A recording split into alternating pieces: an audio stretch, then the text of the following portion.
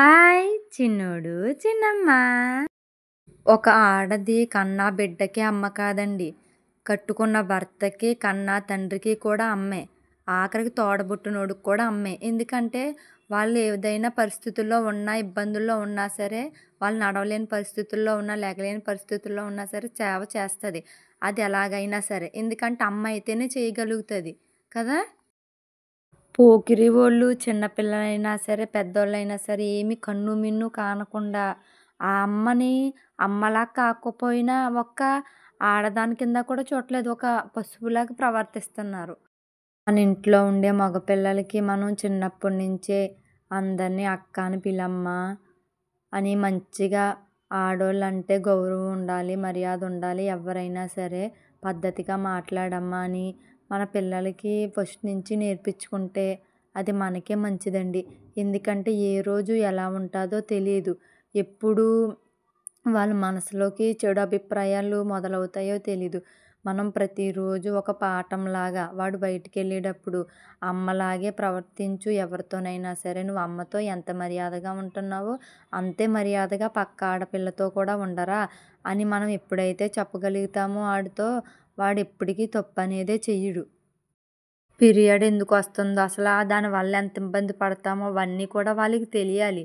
తెలిస్తేనే వాళ్ళకి అన్నీ అర్థమవుతాయి. అదొక పెద్ద ఇష్యూ లాగా తెలియపరచకుండా ఉండడం తప్పు అండి. ఎందుకంటే నేను మెచ్యూర్ అయిన కొత్తలో నాకు ప్యాడ్స్ మా తమ్ముడే తీసుకొచ్చేవాడు. మా అమ్మ పేపర్ మీద రాసివ్వమ్మ తమ్ముడు తీసుకొస్తాడనేది. మనం ఇంట్లోంచి బయటికి వెళ్ళలేనప్పుడు మన తోడబుట్టినోళ్ళు మన తల్లిదండ్రులే కదా తీసుకురావాలి.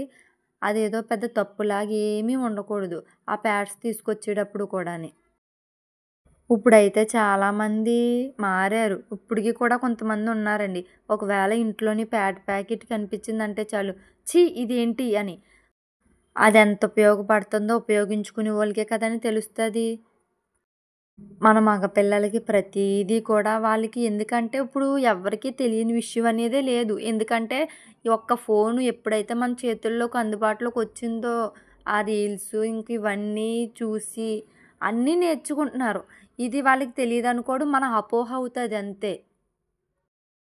నువ్వు మంచి దృష్టిలోనే ఉండు, నువ్వు మంచి మార్గంలోకే వెళ్ళరా అని వాడికి ప్రోత్సాహం ఇవ్వాలి మనం. ఎందుకంటే అది మనం చేసే వాడికి పెద్ద గొప్ప సాయం. ఎందుకంటే ఈరోజు మన బిడ్డ రేపొద్దున పెళ్ళి అవుతే ఆ పిల్లకి భర్త అవుతాడు. అప్పుడు మనం చెప్పిన మాటలు గుర్తొస్తాయి కదండి. అప్పుడు ఆ పిల్లతో కూడా మంచిగానే ప్రవర్తిస్తాడు కదా. ఇలాంటి సమయంలో వచ్చినప్పుడు సాయం చేయడం ఇలాంటివి కూడా చేస్తారు. ఎందుకంటే మనల్ని మన బిడ్డ ఎంత బాగా చూసుకుంటాడో వచ్చిన బిడ్డని కూడా మన బిడ్డ అంతే బాగా చూసుకోవాలి. అప్పుడే మనం పెంచిన పెంపకానికి ఒక అర్థం ఉంటుంది. అదే రీతిగా మనం ఆడపిల్లకి కూడా చెప్పాలండి. పెళ్ళయిన తర్వాత అత్తమామల్ని అమ్మా నాన్నలా చూసుకో అమ్మా. ఒకవేళ ఇబ్బంది వచ్చినా సరే వాళ్ళకి మాత్రం ఏ లోటు రానివ్వద్దని చెప్పాలండి. మనం ఎంత అపురూపంగా పెంచుకున్నా అక్కడికి వెళ్ళాక కొంచెం ఇబ్బందులు వస్తాయి. రాకుండా ఎవ్వరికీ ఉండవు. సమస్య వచ్చినా ఆ పరంధాముడిని స్మరించుకుంటూ సర్దుకుపో తల్లి అని అమ్మా నాన్న చెప్తారు కదా మనకి.